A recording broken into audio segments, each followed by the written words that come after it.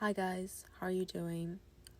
So for today, this video is basically like an art tour.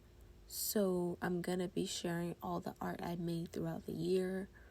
I'm gonna be showing my sketchbook, marker pad, and iPad. And then after that, I'm gonna be reflecting in regards to my channel. Just some reflections, and then I'll have goals for next year as well in there. So if you're ready, let's go. And don't forget to stay till the end to see my goals for the next year.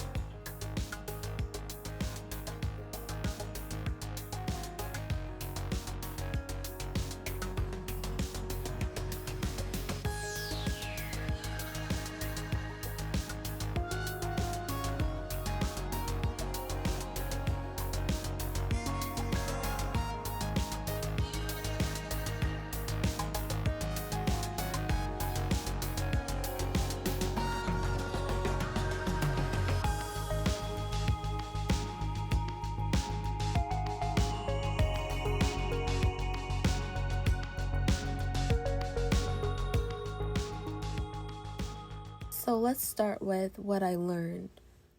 I learned that I can do more than I think. So I tried two mediums this year, alcohol markers and acrylic markers. I was trying to find a process, basically a way to make art more quicker since I didn't have enough time. And I found that I had to really trust the process because those mediums are they're just different than just taking a pencil and drawing. I had to really learn how to use them basically. But I think once I kind of figured out a way to use them, I had to just finish what I was doing in order for the art to come together in the end. So it really pushed me to just finish instead of stopping in the middle to see what the art will turn into. Because I do have a habit of stopping a piece if I don't like it or if I don't like how it's turning. Sometimes I still do that, but I only do that if I really don't have any motivation to finish that piece, or it's not, I don't know how to explain it. If it's just not singing to me, or if it's just not calling out to me, if it's just something I really, really don't want to do, I don't. But I've been trying to finish things that I start, even if it's not immediate, just come back to it eventually. The next thing I learned was that I can be more consistent. I just have to work at a pace that's custom to me.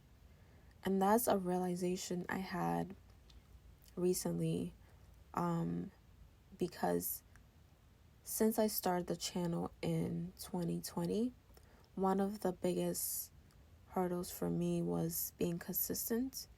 At that time, I was doing an online boot camp, like an online course, so I didn't have a lot of time to really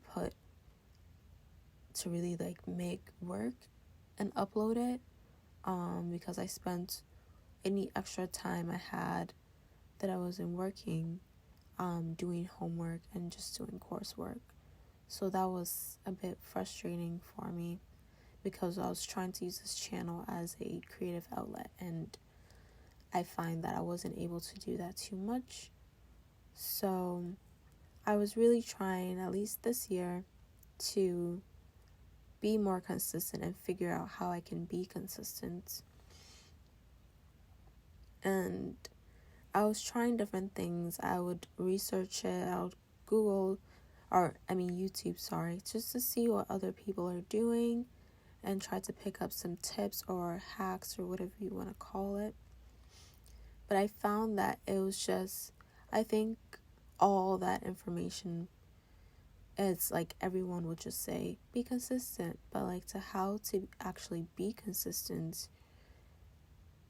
just wasn't working for me when I tried to follow whatever advice I got from those people. So it's just, I just have to make it custom to me and my work schedule, and just keep going pretty much because I don't think I'm ever, everyone's schedule is different, so I just have to work with what I have pretty much. And I found that I would also compare myself to the other art channels, and I was just wondering how all these other people were able to make art and be able to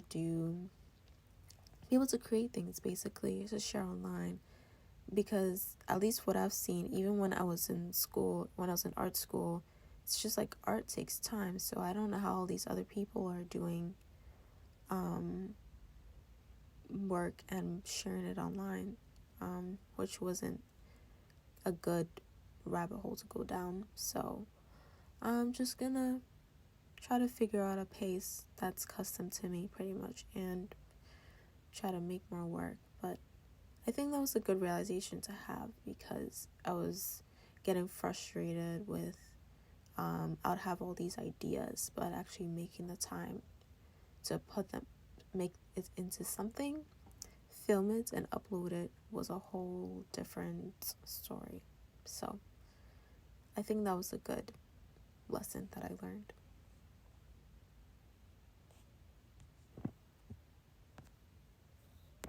One of the things that I struggled with was finding new software. So the current software I was using is called Filmora, and it's more like, it's for a beginner, so it's a little bit more streamlined. But I found that I wasn't able to do certain things that I wanted to do, and when I looked up tutorials, they didn't always answer my question, or I had to just settle for something that was close to what I wanted, but not exactly what I wanted when it comes to editing. And I also didn't want to use Adobe Premiere just because I wanted to move away from the subscription model. And it seems like a lot of programs these days are based on a subscription model. So I was trying to find something that, if it was a subscription model, was a little bit more flexible. And I knew about DaVinci Resolve, which is what I'm using now. But I always thought it was that it was intimidating. And when I looked it up as well on YouTube just to see other people's thoughts, it just seemed like it was something that had a high learning curve. But I just realized that I should probably just try it and just look into it, see how it works, and see if it's something that I could learn. So that's exactly what I did. I just picked a day and decided to try to learn it. And that's what I did. And as I was learning it, I realized that it wasn't too bad. It's something I could do. It's just that I would have to just start using it and just work on getting used to it and kind of learning how to use it for basic editing before I could do anything like crazy or really specific.